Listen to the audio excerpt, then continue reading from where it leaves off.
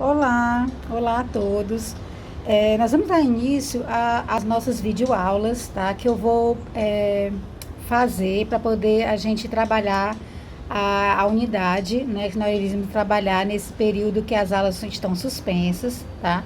Nossa primeira unidade que nós iremos trabalhar seria a parte de produção do concreto.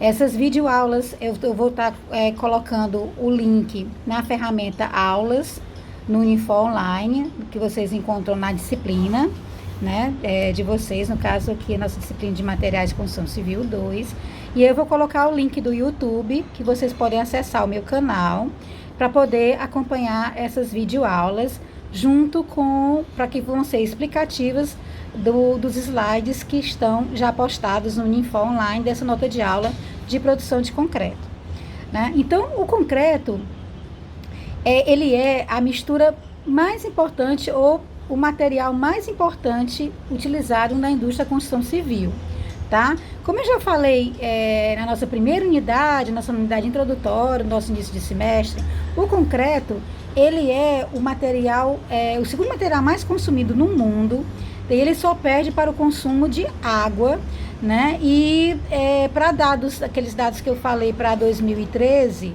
tá? Nós temos hoje um consumo per capita em torno de 3 mil toneladas por habitante por ano de concreto, tá? O concreto, ele é basicamente uma mistura de 4 componentes, tá? Que seriam esses componentes? O cimento Portland, que ele possui nele, como a gente já falou na unidade sobre o cimento, que Portland, que é um aglomerante hidráulico, a gente falou que dentro dele, além do clinker e do gesso, ele tem as adições minerais, que são 3, que é o filler calcário, a pozolana e a escória de alto forno, e essas adições, elas entram para melhorar algumas características desse concreto a ser produzido. Que características? Melhorar a realogia, tornar o teu concreto mais impermeável, para ele não ser tão poroso e absorver água e cair resistência, diminuir retração, que é uma diminuição, tá, do volume do concreto de forma acelerada durante o processo de secagem, que vai promover o aparecimento de fissuras, melhorar a consistência, melhorar a trabalhabilidade, baixar o calor de hidratação, que é aquele calor que é desprendido quando o cimento entra em contato com a água, também pode ocasionar fissuras, que é tão preocupante, principalmente na etapa de fundação da tua edificação, tá? E aí, essas adições minerais a gente já comentou na unidade de cimento Portland. Esse cimento vai ser adicionado o agregado miúdo, que seria a areia, depois é adicionado o agregado graúdo, que é a brita, adiciona-se a água e ainda teria um quinto componente, que seria algum aditivo químico, que é a base de polímero, tá? Que são aqueles novos materiais que vocês viram na unidade de materiais 1, tá? Que o aditivo químico, ele entra para alterar alguma característica dessa tua mistura, ou retardar o processo de endurecimento dele, principalmente para cidades de clima quentes, que é o caso aqui de Fortaleza, porque a água de amassamento ela tende a evaporar com a temperatura alta, ou então acelerar a pega, que é para locais, regiões onde você tem clima frio, que aí, ao invés da água evaporar, ela vai congelar, criar cristais de gelo e diminuir a resistência do concreto, tem que acelerar esse processo de endurecimento, ou então tem algum outro aditivo químico que a gente utiliza para melhorar a trabalhabilidade do teu concreto, a consistência dele, sem ter que adicionar água, tá? Mas isso aí vai ser uma unidade que nós vamos trabalhar em sala de aula sobre aditivos.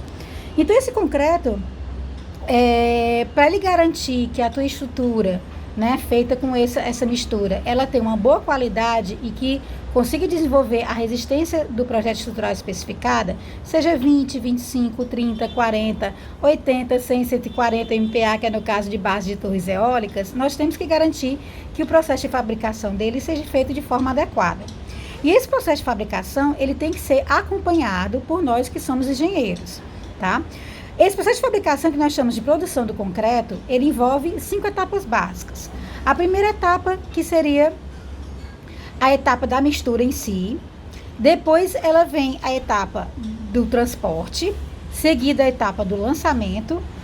Depois, a penúltima etapa seria a parte da compactação, que nós chamamos de adensamento. E a última etapa seria o processo de cura. Iniciando o processo de fabricação, se inicia-se com a mistura. Essa mistura nós vamos misturar, né, como o próprio nome diz, todos os componentes do concreto até ter uma mistura homogênea.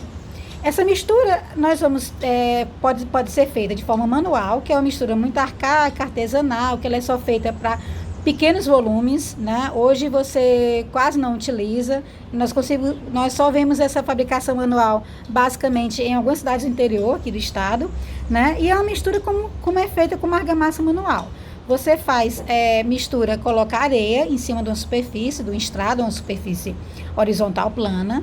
Depois você faz uma coroa, coloca dentro dessa coroa o cimento, mistura a areia com esse cimento de dentro para fora. Em terceiro, coloca a brita, mistura essa areia com a brita e com esse cimento. E depois você vai colocando a água aos poucos até obter a consistência desejada. Essa é a mistura manual, mas como eu disse, ela é só para pequenos volumes e quase não é utilizada. Tá? A forma mais comum de mistura é a mistura mecânica, que é aquela mistura que você vai fazer utilizando um equipamento, que é a betoneira, tá? Essa betoneira, ela pode ser de queda livre, tá certo? Que a cuba gira, tá? E tem umas facas dentro dela, como se fossem umas prateleiras, né? Dentro dessa betoneira. E aí essa cuba vai girando, esse concreto ele vai caindo dentro dessa cuba, batendo nessas facas e vai misturando pela ação da gravidade, tá? Um outro tipo de betoneira seria a betoneira de eixo forçado, né? Tá certo? Essa betoneira de eixo forçado ou de fluxo forçado, tá? Você gira tanto a cuba como gira essas facas. É uma betoneira de maior porte e é mais utilizado em obras de grandes volumes, de concreto a ser produzido, ou então de você utilizado em dosais misturadoras de concreto, são centrais, né? Dosadoras de concreto, tá? Essa betoneira, geralmente, ela tem uma capacidade, tá? Essa capacidade, ela tem uma numeração escrita nessa betoneira, que vai corresponder a 90% da capacidade plena dela. Por exemplo, uma betoneira de 350 litros, quer dizer que é 90% de 390. Nunca nós trabalhamos com a capacidade plena da betoneira para que, ao fazer a mistura do concreto, esse concreto não derrame e cause desperdício de material, tá? A regra de colocação de materiais na betoneira, ela não tem uma regra específica, tá? Mas a primeira coisa que você faz na betoneira é lavar essa betoneira, porque como ela é um material feito de material metálico, e ela vai ser guardada, geralmente é exposta ao sol, essa chapa metálica ela vai aquecer, e quando você for colocar água de amassamento para fazer a mistura, essa água tende a evaporar em contato com a chapa metálica quente. Então você lava primeiro a betoneira para resfriar ela e também para retirar qualquer conteúdo de concreto já dentro dela, e derrama essa água, e aí vamos começar o processo de fabricação.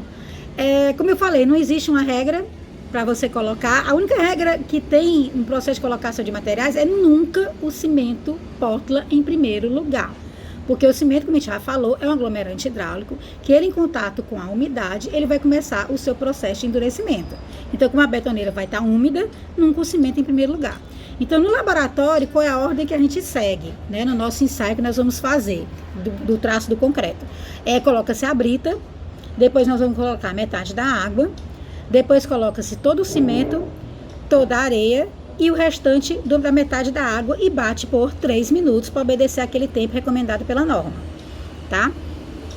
Além disso, com relação à betoneira, quando nós vamos colocar, tá certo?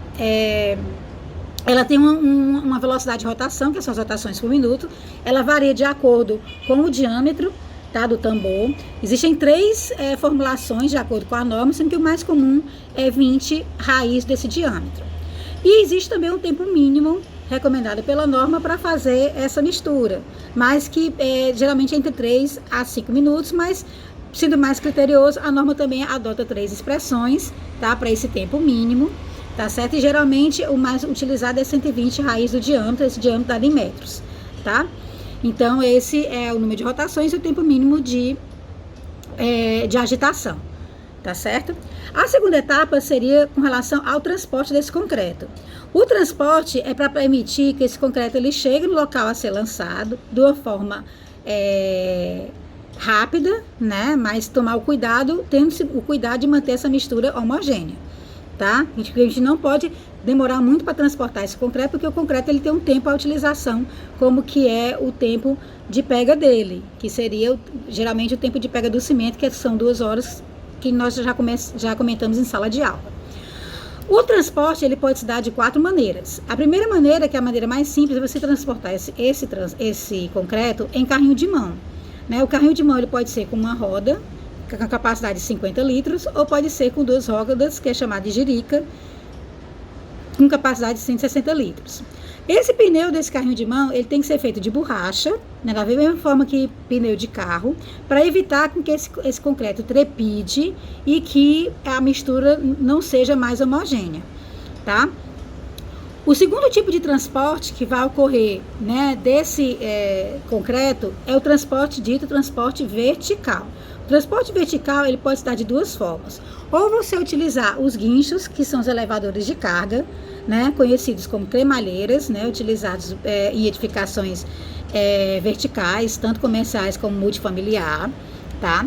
E o segundo tipo de transporte vertical é quando você utiliza os guindastes de carga, que são as famosas gruas, que você faz o transporte, tanto vertical como transporte horizontal, tá? No slide que mostra a grua sendo utilizada em obra, tá? É um edifício na época da construção do Tribunal de Contas do Estado. Ele é um edifício em estrutura mista, em que os pilares e as vigas eram estruturas metálicas, mas as lajes eram feitas de concreto, tá? E também essa grua, aqui perto da Unifor, teve vários edifícios, né, residenciais que foram construídos recentemente, que utilizaram essa grua por algumas construtoras que constroem muito aqui na região, mas tem sido uma que tem sido utilizada hoje atualmente, que vocês podem verificar em loco, é numa obra que está acontecendo de um edifício residencial de alto padrão, que fica ali ao lado do Clube Ideal, que também está utilizando essa grua, tá, para fazer a construção. É um edifício que é um apartamento por andar, e cada apartamento desse tem 800 metros quadrados, como eu disse, de alto padrão, né?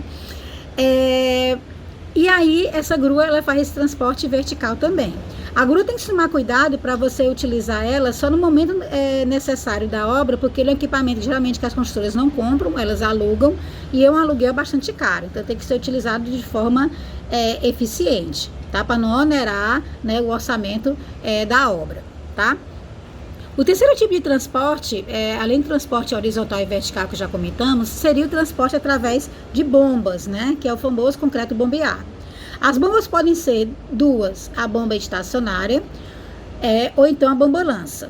A primeira foto que nós vemos aqui, né, na apresentação seria o bomba-lança, tá? Que é tipo uma ponta, uma lança, né, que ela vai entrar dentro do compartimento do teu caminhão betoneira, aspira, né, suga esse concreto e aí ela gira e lança esse concreto na estrutura a ser concretado. O bomba-lança ele tem um limite de utilização dependendo da altura que a tua edificação já esteja, se não me engano geralmente são 5 andares, tá? O segundo tipo é utilizar a bomba estacionária, que é aquela que você vai bombear esse concreto através de tubulações até o local desejado, que aí você pode utilizar durante toda o avanço da tua edificação vertical, tá? Mas tanto a bomba-lança como a bomba estacionária tem que tomar cuidado, tá? No processo de bombeamento, para evitar que essa tubulação ela seja entupida, tá? Quais são os cuidados? Como o concreto ele é feito com rocha, né, que é a brita, a dimensão mais característica da brita, que vocês já viram como determinar em materiais 1, tá? Só lembrando que vai ser aquela peneira ou aquela dimensão daquela peneira em milímetros que tenha a porcentagem de material retido acumulado inferior a 5%. Essa é a dimensão mais característica. Então, essa dimensão mais característica, ela tem que ser menor do que 1/3 do diâmetro da tubulação. Para evitar com que essa brita, ela vá se aglomerando nessa tubulação, né? Ela vai se juntando com outros pedaços de brita e forme um ninho de pedra, e esse ninho de pedra vá entupir a tua tubulação, tá? É recomendado que, quando você vai trabalhar com concreto bombeado, que a quantidade de cimento seja em torno de 300 kg por metro cúbico de concreto a ser produzido, e que o slump, que é o abatimento, né, que é feito no ensaio do abatimento do tronco de cone, esteja entre 8 centímetros e 16 centímetros para trabalhar com concreto bombeado. Geralmente, um conjunto de bomba, ele consegue lançar 50 metros cúbicos de concreto, tá certo? Por hora, né? aliás, 50 não, 30 metros cúbicos de concreto por hora, e quando você trabalha com 2 conjuntos, você consegue dobrar essa capacidade para até 60 metros cúbicos por hora de concreto a ser bombeado, tá? E o quarto último tipo de transporte que pode ocorrer, com relação ao concreto, seria com relação ao transporte através de caminhão betoneira, que nós vemos muito aqui circulando na cidade de Fortaleza, que é aquele transporte que vai transportar o concreto que é feito na central, que é dosado na central, até a obra em que ele vai ser utilizado. Esse caminhão betoneira, ele tem uma capacidade, geralmente os mais comuns é entre 5 a 8 metros cúbicos, mas você nunca transporta, assim como na betoneira, né, na sua capacidade plena da cuba. Para caminhão betoneira, então, 63% da cuba, e caminhão agitador, 80% da cuba. Por quê? Para evitar que esse concreto, ao ser transportado, porque essa cuba ela vai girar, né, no caminhão, ele promova o derramamento desse concreto na rua. Então, por isso que não vai na capacidade plena, tá? Esse caminhão betoneira, ele tem um tempo, tá certo? Máximo para chegar na tua obra.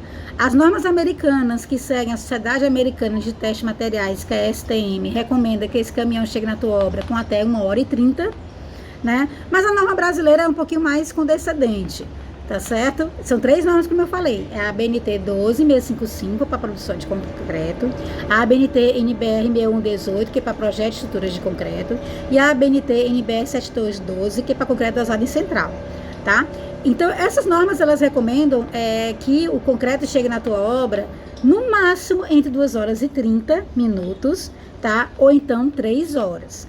2h30, você ainda teria 30 minutos para poder você fazer o ensaio do abatimento do tronco de cone, que é o slamp test, e aí, se ele for aprovado, ele ser autorizado para descarregar. Mas é um tempo muito apertado, tá? E você lançar. 3 horas o caminhão já chega, né, já no limite. Então, eu como engenheira, na minha experiência, eu nem recomendo. Vai depender da consistência dele, mas geralmente quando chega com 3 horas, o ideal é que você mande esse concreto voltar, que venha um novo caminhão, para você depois não ter problemas de ter que reexecutar essa estrutura porque não atingiu a resistência de projeto, tá?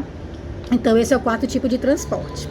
Vamos passar agora para a nossa terceira etapa, tá? Que é a etapa do lançamento em si, tá? O lançamento, como nós podemos ver aqui na foto, vocês vão ver na foto do slide, ele apresenta uma laje valterrana sendo concretada, tá? Já com todas as tubulações elétricas já colocadas, e ele está sendo lançado e transportado através de uma bomba, tá certo? E estacionária, através de tubulação, tá? Então, quando a gente vai lançar esse concreto, a gente tem que tomar alguns cuidados, que primeiro a superfície que vai receber esse concreto, como está aqui na foto, né? Ela tem que estar totalmente pronta, ou seja, a forma tem que estar colocada, a armadura tem que estar descida, e se for uma estrutura protendida, os cabos de proteção já tem que ser colocados. Porque esse concreto ele não pode esperar, ele tem que chegar na obra e ser logo utilizado, porque ele tem um tempo de utilização, que geralmente é o tempo de pega do teu cimento. A não ser que você utilize um aditivo retardador, que vai passar de 2 horas para 3 horas. E aditivo retardador a gente utiliza em climas quentes, como aqui em Fortaleza. Então, essa estrutura tem que estar totalmente preparada. Você tem que garantir, né, que esse material que vai ser transportado até o local da aplicação, quando você for lançar, ele tem que ser depositado de uma maneira que ele garanta que a tua armadura esteja totalmente com o recobrimento necessário especificado no projeto estrutural. Geralmente, para garantir a espessura do recobrimento, nós colocamos uns quadradinhos, tá? Umas plaquinhas que chama de cocada, que é na espessura do recobrimento desejado, tá? Que é amarrada na armadura, tá? A altura de queda, né, desse lançamento, ele não deve ser superior a 2 metros, para evitar que aconteça uma segregação dos grãos agregados pela ação da gravidade, né, da água de amassamento, que é o processo de exudação. E quando você for trabalhar com a parte de isso 2 metros, para você concretar a laje e viga. Agora, quando você for concretar peças esbeltas e estreitas, que são no caso dos pilares, você tem que utilizar o artifício de janelas, tá? Para poder fazer a concretagem. Essas janelas não podem estar acima de uma altura de 2,5 metros, né? Abre a janela, concreta a primeira parte, depois fecha essa janela e concreta a parte de cima do teu pilar, tá? É assim que a gente recomenda, né? Agora, no caso que no processo do lançamento você não consiga terminar a concretagem em um dia só, vamos citar aqui o bloco D aqui da Unifor, tá? Que nós temos aula. O bloco D, a laje do bloco D é uma laje protendida, é uma laje bastante extensa. Então, vamos supor que a Unifor tenha concretado, tá? Essa laje, tá? Nessa época agora de chuva, tá certo? Que choveu a manhã inteira, então quando chove não se pode concretar, tá? Tem que esperar a chuva parar, e ela começou a concretar apenas no meio da tarde. E ela não conseguiu terminar, né, a concretagem naquele dia. Aí você vai utilizar um artifício chamado de junta fria. Essa junta fria é uma argamassa, que ela tem o mesmo traço do teu concreto, só que a gente não coloca brita, então a gente vai utilizar a mesma quantidade de cimento, a mesma quantidade de areia, a mesma quantidade de água, sem colocar a brita. Faz essa argamassa, que ela vai servir como cola, e aí vai colocar, no dia seguinte, você faz a limpeza dessa tua estrutura que você paralisou a concretagem. Se for uma laje, o ideal é que você faça tipo uma inclinação de 45 graus, limpe com um jato de ar comprimido ou com escova para tirar qualquer tipo de poeira, né? Ou matéria que vai prejudicar a aderência desse concreto novo ao concreto antigo. Coloca essa argamassa e aí você aplica o teu concreto, tá? É novo, né? Então isso aí você chama de junta fria.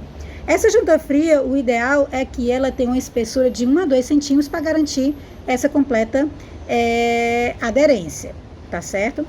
Pode acontecer também que durante o lançamento do teu concreto, após tipo assim, umas 4 horas que você concretou, ainda o concreto do seu estado fresco, né? Porque ele se solidifica com 6 horas, 7 horas, apareça uma nata, tá? Em cima desse concreto, e o ideal é que você tire essa nata da superfície. Essa nata, ela surge de acordo com você vai vibrando o teu concreto, que é a compactação, tá?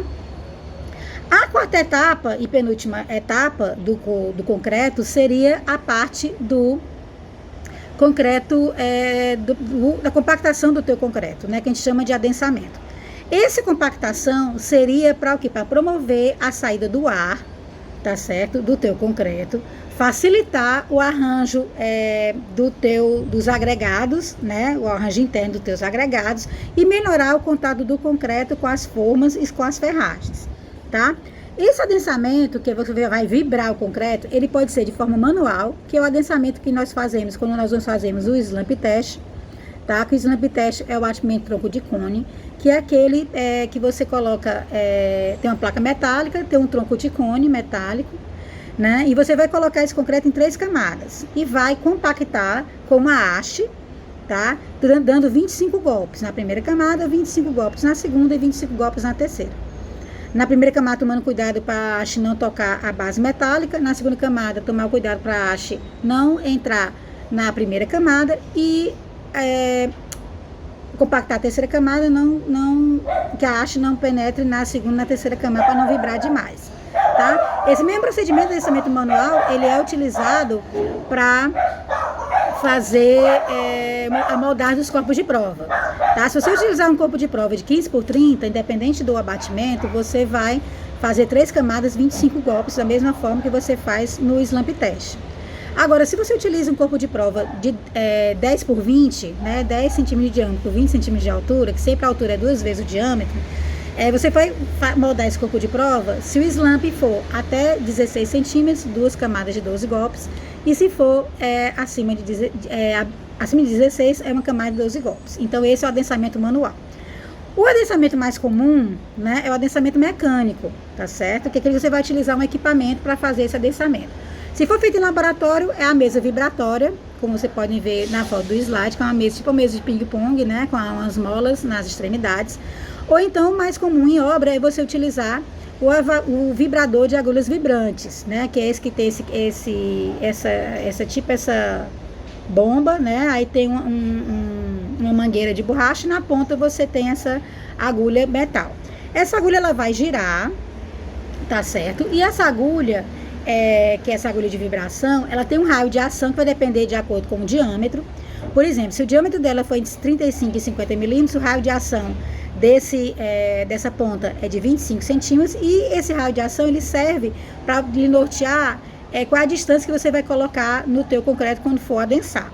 Essa agulha tem que tomar alguns cuidados, né, que tem que tomar cuidado durante a vibração. Primeiro é aplicar o vibrador em uma distância 1,5 vezes o raio de ação da tua agulha. Então você coloca a agulha lentamente, tira ela lentamente, vibra o teu concreto e aí você retira e aí coloca numa outra distância para você tirar e colocar, tá? Respeitando 1,5 vezes o raio de ação. Segundo cuidado é que você introduzir e retirar essa agulha de forma lenta para não encostar essa agulha, né, que está girando na tua forma e nem na tua armadura, para promover que possa ocasionar a saída do lugar, né, da forma e das ferragens. Terceiro cuidado é não fazer assim, ó, arrastar a agulha na horizontal, porque justamente vai encostar nas ferragens, né? Então vamos utilizar o nosso famoso servente, que nós estamos utilizando durante todo o nosso semestre, né? Que é o nosso Johnny Gleason, que eu falo dele, né? Mas então, só para a gente tornar a nossa aula mais dinâmica, né? Mais não mais engraçada, mas mais motivadora, né? Vamos supor que o nosso Johnny Gleason, que nós temos que acompanhar, tá certo? A atividade dele. Então ele não pode fazer assim, arrastar a tua agulha na horizontal. Então a gente como engenheiro tem que fiscalizar para poder não que ele encoste na tua forma, tá certo? E aí qual é o tempo que você vai ter que deixar essa agulha dentro do concreto vibrando, tá? Normalmente é entre 5 e 30 segundos, tá? Mas se você contar de forma pausada, por exemplo, 1, 2, 3, 4, entre 10 e 15 segundos já é mais do que suficiente. Uma outra forma de você verificar, vamos supor, por exemplo, que você esteja fazendo pipoca, tá? Uma pipoqueira. E aí a pipoca, quando você coloca o milho e vai misturar, né, a tua pipoca, ela vai começar a pipocar, né? E aí, quando esse pipocamento, né, ela começar a pipocar, e aí se tornar mais espaçado, que você escuta que está mais espaçado, está mais devagar, é o momento que a tua pipoca está pronta. Então a mesma coisa a gente tem que pensar quando for colocar o vibrador. O vibrador, quando você coloca no concreto, ele vai promover, tipo assim, a saída de umas bolhas de ar, vai ser mais rápido no começo, e aí essas bolhas de ar vão se tornando mais espaçadas. Quando ela está se tornando mais espaçada, é o momento de você retirar a agulha vibratória do teu concreto, tomando-se cuidado para retirar também lentamente, tá? Então essas são as regras gerais observadas durante o processo de vibração ou adensamento ou compactação, né, que são os nomes que a gente conhece na construção. E a nossa quarta e última etapa, não menos importante do que as demais, é o processo de cura, que é o conjunto de medidas que você toma para evitar com que a água de amassamento ela evapore da tua mistura do teu concreto e não promova a hidratação correta do teu cimento, tá? Então, uma boa cura quer dizer um bom concreto, tá? Se você tem uma boa cura, você vai ter uma resistência mecânica de projeto atingida, você vai ter um concreto impermeável e vai garantir que o teu concreto ele seja resistente a ataques de agentes agressivos. O que seria essa cura? Essa cura nada mais é do que você molhar o seu concreto, tá? Então esse processo de você molhar esse concreto, geralmente a norma é 6118, que é de projeto de estruturas de concreto, ela recomenda que esse processo de cura seja durante 7 dias. Você concreta hoje, aí já começa a contar, né, os seus 7 dias, tá? Espera 24 horas e no dia seguinte você começa a molhar esse teu concreto. A forma mais simples de você molhar é o que a gente chama por aspersão de água, que é aquela que você utiliza a mangueira. Você vai, conforme o nosso cearês, né, fala bem, a gente está aqui, né, numa forma bem popular, você vai aguar, tá certo? O seu concreto como se estivesse aguando uma planta, tá? E como Fortaleza é uma cidade muito quente, a cidade do estado do Ceará, tem alguns que tem que tomar um cuidado um pouquinho mais redobrado, como Sobral, Juazeiro, que tem temperaturas mais elevadas, mas em Fortaleza, geralmente, que a temperatura está em torno de 30 graus, 32, né, máximo que atinge, tá? É recomendado que esse concreto seja molhado, seja aguado 3 vezes ao dia, de manhãzinha cedo, no início das operações da obra, na hora do almoço e antes de terminar o expediente no final da tarde. Para cidades como Sobral e Juazeiro, você teria que, ou algum do sertão, né, do estado do Ceará, você teria que molhar um pouco mais, né? Então molhar assim 4 vezes, 5 vezes ao dia ou até 6 vezes ao dia, tá? Principalmente nos 3 primeiros dias, né? Depois você pode espaçar no 4º, 5º, 6º, 7º dia, você pode espaçar mais, tá? Pode acontecer que você tem que antecipar esse processo de cura. Ao invés de esperar 24 horas, você tem que fazer após o teu concreto se solidificar, que é em torno de 6 a 8 horas. Isso você vai antecipar se caso o teu concreto ele comece a fissurar. Por exemplo, teve um edifício comercial aqui próximo à Unifor, né, que eu fui chamada como consultora para poder verificar um problema, porque concretaram-se a primeira laje e aí 6 horas depois que foi concretada, a laje estava toda fissurada. Então foi chamada, né, nós somos chamados, tá? Minha empresa foi chamada e também foi chamada o calculista para tomar que decisão que nós deveríamos tomar para tentar segurar esse fissuramento. Então foi decidido na época que a gente iríamos antecipar a cura e que nós iríamos fazer a cura, aguar esse concreto a cada meia hora, tá? Durante todo o dia, inclusive à noite, durante os 3 primeiros dias e as 3 primeiras noites. Com isso, nós conseguimos que o processo de fissuramento parasse, e aí nos outros dias, no 4º dia, nós fizemos 6 vezes, né, esse aguamento. No 5º dia passou para 5 vezes, no 6º dia para 4 vezes, no 7º dia foi 3 vezes só, tá? Então, cura é muito importante, tá bom? Então, primeiro, o método mais comum é na aspersão. Tem um método que não é muito prático, né, que é com relação a você, principalmente para laje de cobertura, você trabalhar com a parte de, a laje está submersa numa lâmina de 10 a 15 centímetros d'água, mas não é muito prático, tá? Você pode cobrir também, cobrir com terra, com sacos de aninhagem, tá? Ou então você pode também fazer a cura química, que você vai utilizar o cloreto de sódio. É uma cura que você vai fazer só durante as primeiras 24 horas, tá? Ela é mais rápida, mas também ela é bem mais cara, tá? Então, com isso, a gente encerra, né, essa unidade de produção do concreto, tá? Essa nossa videoaula. Espero que ela tenha sido explicativa. Eu espero vocês vão abrir a unidade, né, que já está na ferramenta de material didático em nota de aula sobre produção de concreto, tá? E vão acompanhando esses slides com essa nossa videoaula que eu vou disponibilizar no meu canal do YouTube. Eu vou colocar o link na ferramenta aulas, tá? Que vai estar no Unifor Online, tá? Essa videoaula, ela vai ser para as aulas do dia 24 de março, tá certo? E 26 de março, tá? Que é próxima terça-feira e próxima quinta-feira, tá? Vai ser essa aula de produção de concreto. Na aula do dia 30, né, eu vou fazer um vídeo aula falando sobre dosagem de concreto, tá? Mas o exercício que vai falar sobre o método ABCP, eu vou só trabalhar quando a gente voltarem às aulas, tá? Porque é um exercício que tem que ser feito no quadro para vocês acompanharem melhor, tá? Obrigada pela atenção e espero que esse vídeo tenha sido explicativo. Qualquer dúvida, pode me mandar por e-mail, kalina.bertini@gmail.com, ou então me acessar através do Torpedo no Unifor Online.